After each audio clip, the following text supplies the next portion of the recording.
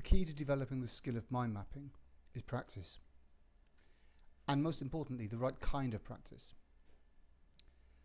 Most people take around 5 to 10 maps to become reasonably comfortable with the process of mind mapping. Some a few more, and some get used to working in this way even quicker than that. You've seen some of the many uses of mind maps, and we've been through the structure and rules for drawing great maps every time. In this final module, I'd like to do two things. I'm going to show you a check map so that you can assess your maps to see whether you are following the rules and therefore are likely to get maximum value from the technique. And secondly, I want to talk to you a little more about the importance of practice.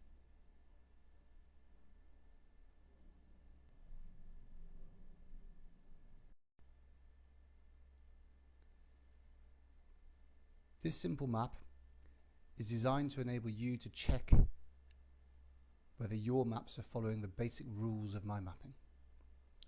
On the right hand side, you have things that you should be doing. On the left hand side, things that I see commonly as mistakes that people make and therefore limit the effectiveness of their mind maps.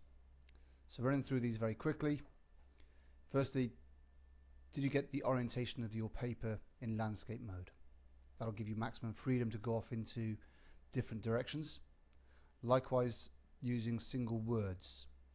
Have you used key, meaningful, memorable words that act as useful triggers to take your thinking forward?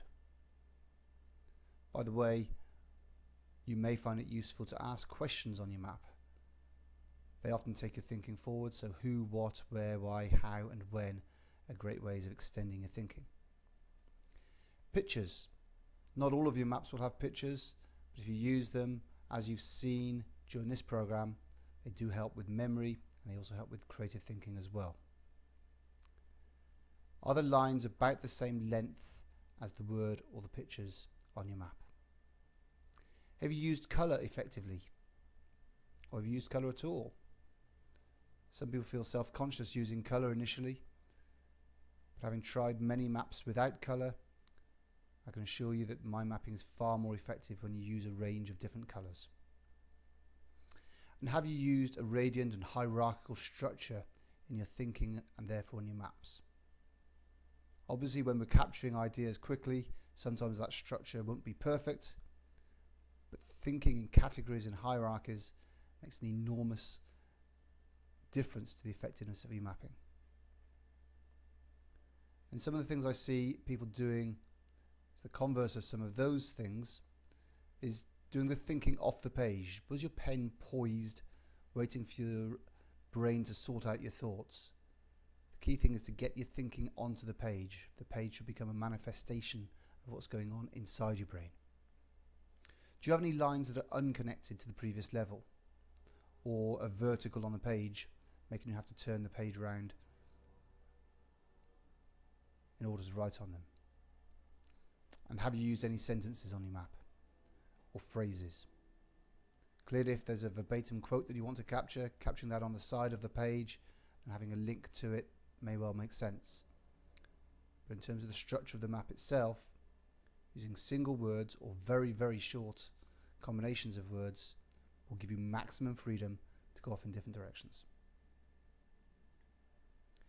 I realise that there will be times when it's appropriate to break some of these rules.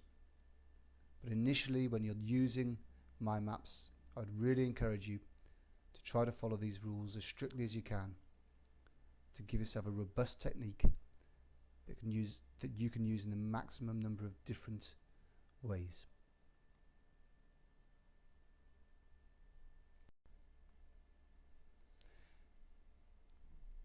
Turning then to practice, it is important to get into the habit of using mind maps regularly and for an increasing range of applications, and also to make sure that you're establishing good habits regarding how you do your maps, as we've just discussed. It takes about 3 weeks to establish a new habit, so unless you practice mind mapping for some things every day for the next 3 weeks, you will most probably never get into the habit of using mind maps, and consequently will not gain the enormous benefit from the technique both in terms of efficiency and in terms of effectiveness, that you could. My top 5 tips then for getting into the habit of using mind maps are: 1. Turn your to-do lists into mind maps. You could then add to your map, cross things off, change things, making it a dynamic plan for your day, week or month. Once it becomes too messy, simply start another one. 2. The next time you have to put any sort of written work together, a report, or even a detailed email, plan it first on a mind map. 3. Try to solve a problem using a mind map. Put as many different aspects of the problem as possible onto the map: origins, people, causes, implications, resource constraints, ideas, and so on.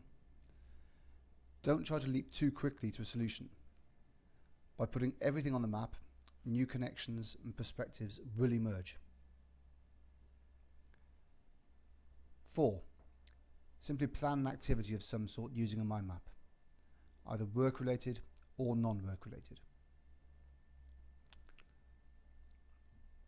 Number 5, have a go at taking notes, either from something you're reading or something you're listening to, directly onto a mind map. Many people find this difficult at first, but with a little practice, it becomes a valuable skill that will have an enormous impact on your productivity. Before you know it, you'll be focusing entirely on the content of what you're doing and less on the process you're engaged in. However, do use the check map from time to time to make sure that you're not slipping into any bad habits. Your subscription gives you access to these e-learning modules for 1 month, so feel free to go back and rerun the program or parts of it as many times as you like. You also have access to the mind maps that you've seen on this program, which I hope you will find useful. I wish you every success in putting what you've learned on this program into practice.